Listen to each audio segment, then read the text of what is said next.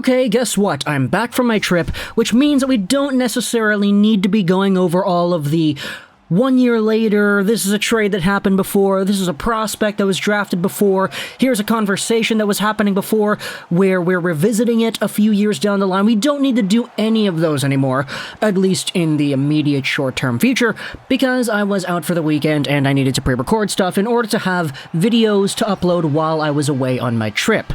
Now that I'm back, I'm in Canada, Vancouver, I'm accessing my microphone for the first time in what is apparently a few days. I actually have an opportunity to talk about the news that we missed, and today I wanted to start off with some Montreal Canadiens and New York Rangers stuff, because when it comes to the extended trade talks about players that the Rangers have on their team, and in their prospect pool, I guess you could say, turns out, the Montreal Canadiens, who have been involved in these types of conversations in the past, are still very much there. Let's talk today about New York Rangers prospect Vitali Kravtsov, as well as Rangers prospect Nils Lundkvist. Now, I wanted to start off actually on the latter. Let's talk about Lundkvist first and foremost, because there actually was an update or two on this player before I set out on my trip. I just didn't have an opportunity to make any video about it. Nils Lundkvist is a 22-year-old right-handed defenseman, 5'10", 187, drafted by the Rangers in the first round of the 2018 draft.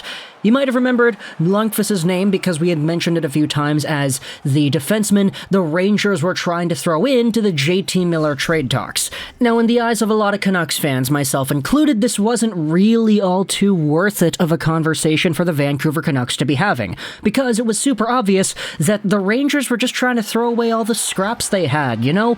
The extra pieces that they didn't really want and that they really didn't develop properly into any sort of trade for a superstar caliber player like JT Miller, and as a result, the Vancouver Canucks did not accept that trade offer. They started talking to Miller about an extension instead, that in which it actually happened. And now you have yourselves even more speculation saying that Lundkvist himself wants out.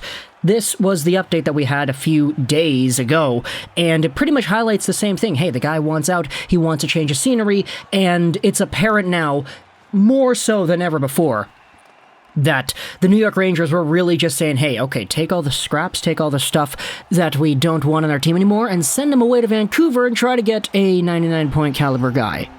It didn't really work. Nowadays, you have yourselves this profile of a defenseman prospect who actually is a pretty good player. I definitely don't want to go out there and discredit Lundkvist and everything that he's gone through. He's got 25 games played at the NHL level with 4 points, 34 games played with the Hartford Wolfpack. He had 15 points in that sample over there.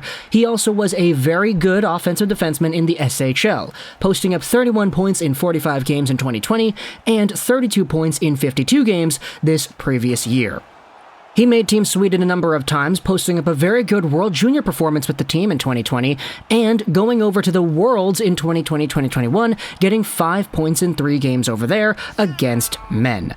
Now, for Lundkvist, there definitely is a conversation that says that this guy could be a second power play quarterbacking top 4 defenseman who could probably get 30 to 40 points on an NHL season if everything goes right. But, as we had noted from the updates in the past, it does not appear the Rangers are going to be that team that is going to house this player long term. You then go over onto Vitali Kravtsov, and we've been making videos about Kravtsov forever now. The guy's 22 years old, drafted back in 2018 as well, 6'3", 194 as a left-handed right-wing sniper, and he's a guy who had spent some time in North America. He made the Hartford Wolfpack back in 2019-20, and then he left the team. Then he went back over to the regular Rangers, had 20 games played in 2020-2021, and he had 4 points, before going back over to Traktor Chelyabinsk in the KHL one more time. Now, his point production in the KHL has actually been improving year after year, but at this point the guy is 22 years old and he hasn't played a full NHL season just yet, so one may really wonder, okay, what in the world is the ceiling for this guy? Does he still have that, let's say, top 6, 20, 25 goal scoring potential at the National Hockey League level? There are so many more questions than answers with Vitali Kravtsov, and with the trade conversation we've been seeing ever since, like, 2020 pretty much, it makes it a lot more difficult to try to process where everything is going to go with his career. Which is why we go over onto Patrick Lorty and his Twitter account. This is an independent hockey journalist and insider. He is a producer and co-host of the Puck and Roll podcast, and he is a minor league coach as well. He posted this update on Twitter that got the masses roaring with excitement as to what the Habs could actually end up doing. I can confirm, Patrick says, via an NHL executive, that the Go Habs Go, or the Habs, have been chatting with the Rangers for weeks now. The Habs are said to be high on Nils Lundkvist and would love to poach Vitali Kravtsov as well. I'm not sure if or how they can pull this kind of trade off, but let's keep an eye open. Now, this is not the first time we have discussed the idea of Vitali Kravtsov heading over to Montreal.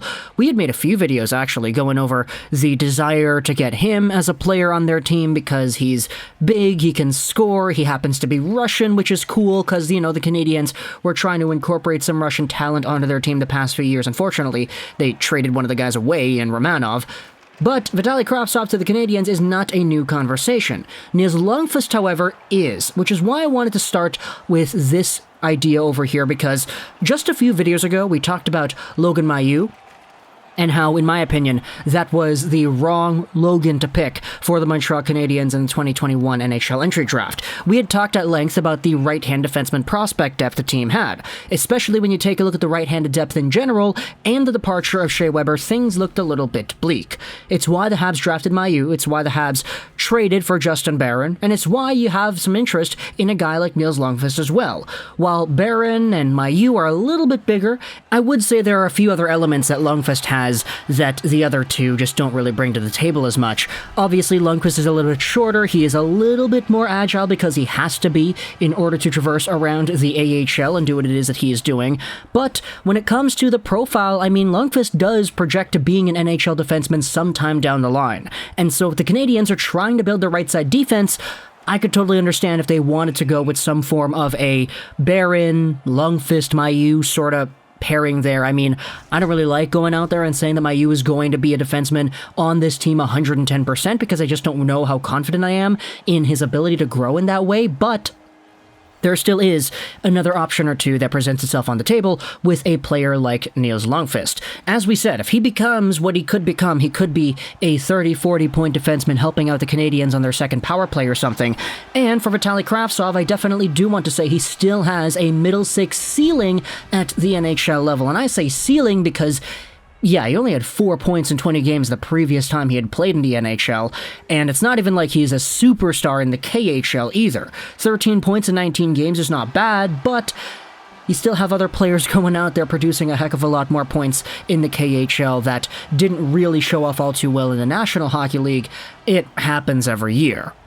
And so, my question is, when it comes to the Canadiens potentially acquiring both of these guys, what exactly is the price there? Because Kravtsov's name has been included in trade rumors for years. It's been a very long time of us talking about this player potentially getting moved.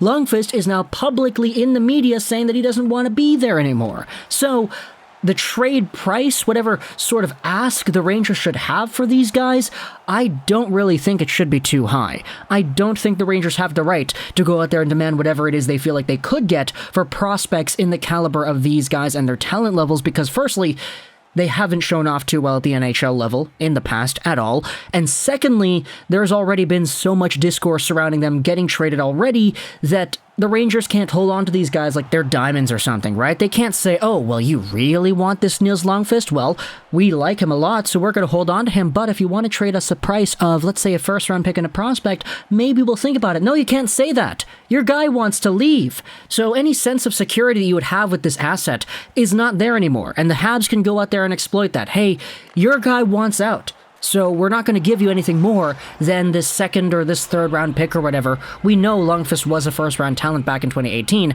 as was Kravtsov, but the conversation's a lot different now because these guys have been in trade rumors for a while. So if you're a Canadiens fan, talk in the comments all your thoughts, firstly, about Vitali Kravtsov and what it is you think this player could do if he was on the Montreal Canadiens, and secondly, about Nils Lundkvist and the same questions and answers for him. If Lundkvist does not make the NHL right away, he definitely could be a great add to the Laval Rocket. Like, I definitely do think he has value at the AHL level, especially as he grows and develops in that league. But when it comes to the Canadiens, where do you see Lundkvist in a few years, assuming he actually does come over to Montreal and he works out in their prospect development profile? If you're a Rangers fan, talk in the comments as well. What do you want in exchange for Kravtsov and or a Lundkvist? And if you're a fan of any other team, would you want any of these players on your favorite NHL squad? Talk in the comments your thoughts. I hope you enjoyed this Juraj 99, and bye.